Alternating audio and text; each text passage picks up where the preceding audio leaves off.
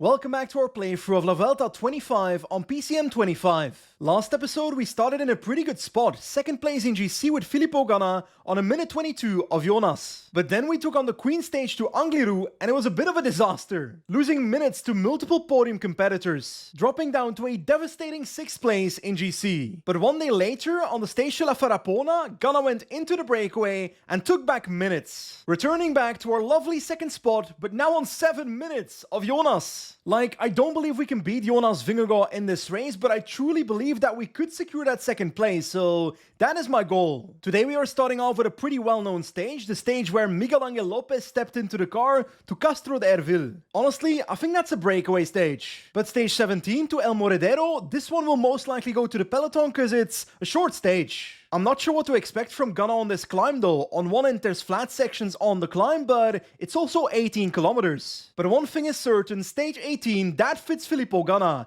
a 24-kilometer flat time trial. Anyway, time to begin with stage 16, a stage where Jonas Vingegaard is unsurprisingly the favorite, but I think the break will win. And I want to be in that breakaway. But the question is, can I go in the break with Filippo Ganna? That's a major question I want an answer to. To be honest, the peloton is not massively chasing, so this might be possible. Looks like the break has indeed formed and Ganna is in it together with the likes of Pidcock, but the gap to the peloton is only 2 minutes, so the peloton is keeping it relatively close. I don't think we'll take minutes here, sadly. Halfway the stage on the first climb of the day and the peloton is still trucking. The gap is down to 1 minute and I'm just trying to survive in the break here to the point that I'm not sure it's worth being in this breakaway. We're kinda just wasting energy. Might as well take the intermediate sprint points for free, there we go. About 65 kilometers to go, the break is down to 5 riders, but Turner is about to drop, so it's basically 4. Ay. What am I doing up here? But I'm also in the sunk cost fallacy. I don't just want to drop back to the peloton,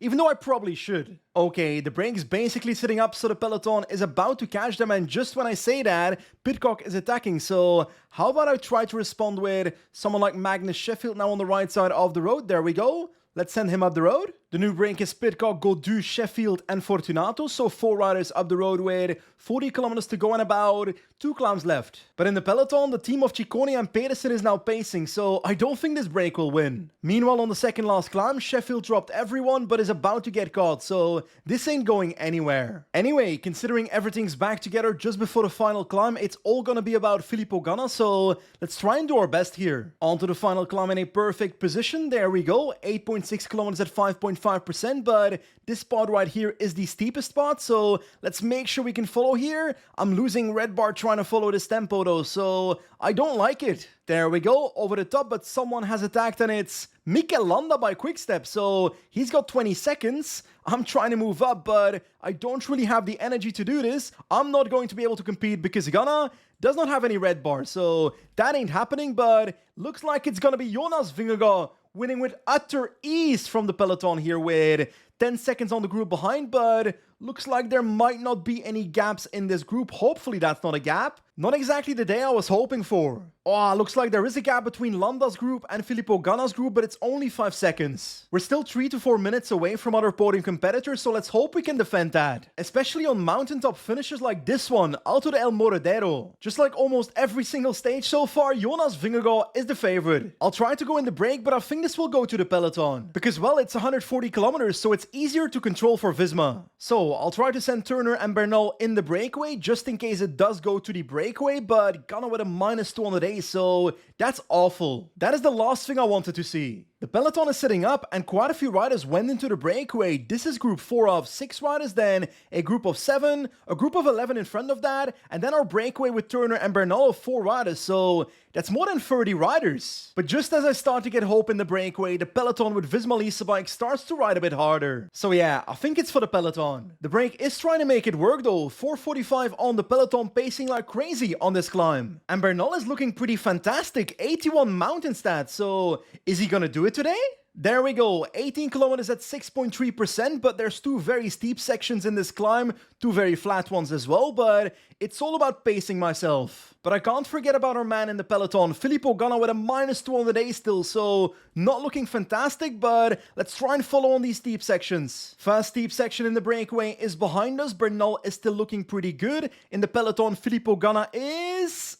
Oh, at the back of the group, we gotta move up, come on Ganna. 89, in 92, anything. Move up, make sure you're in the group on the flat section, because draft matters. 12 seconds later. Ay, Ghana has been gapped in the peloton now. Oh no! This is a gap of a minute, so let's try and keep on pacing with Rivera. Let's try and get Ghana to this finish at all costs. 6k to go for the breakaway. Bernal is still surviving, but his yellow bar is looking pretty bleak at the moment, but there's a flat section coming to recover. Those guys are up the road. Please, someone in this group start pacing. Someone! They're all empty. I should have followed.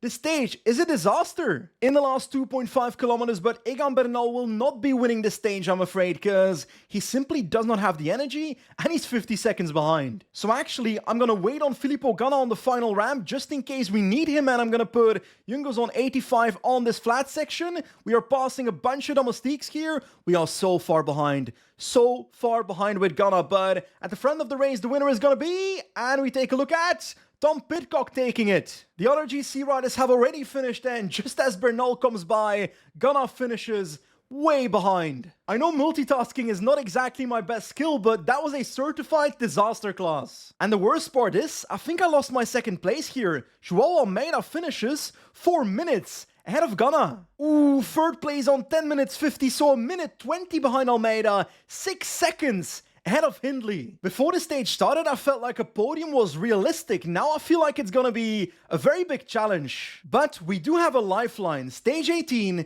is a 25-kilometer flat time trial, so Filippo Ganna. It is literally our territory, so I want to bury Jai Hindley. Anyway, let's cook something up. So, Magnus Sheffield is about to start his time trial. He's my test subject for Ghana, and we're starting off on 85 effort, because it's actually a pretty short time trial, 25 kilometers, so I don't think I can spend my entire yellow bar in this time trial. But I think I need to spend a bit of my red bar on this climb here. There we go, 94, doing perfectly, drop it down back to 86, 85, in the downhill now. First time check incoming, and Magnus Sheffield is first, 12 seconds ahead. And at the second time check, let's take a look. First time once again, 11 seconds on Stefan Küng. In the last 200 meters, trying to micromanage my red bar. Come on, Sheffield, let's take a look. Ooh, second place on same time as Küng. Bro fell off. Nonetheless, it's time for Ganna to begin in that green jersey. I'll try and go for the same strategy because I don't know any better, so come on, Ganna. There we go, second time check, let's take a look. First time by 37 seconds, and